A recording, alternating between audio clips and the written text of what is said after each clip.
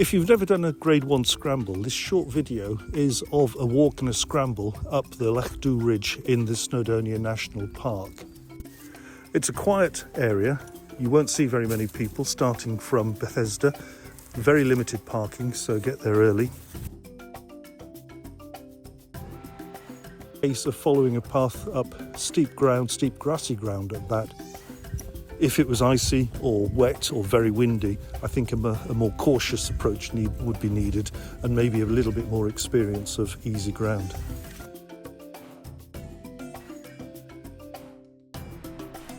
By and large, the route is relatively easy to follow. Just look for the scratch marks on the rock and be a little bit careful not to go too far to the left or too far to the right where the ground gets a little bit steeper.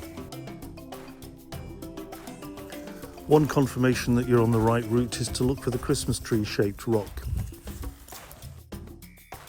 There are some sections where you have to use your hands just to give yourself a little bit of balance rather than any climbing.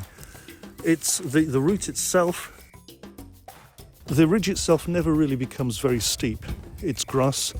The rock outcrops are relatively easy to work your way round.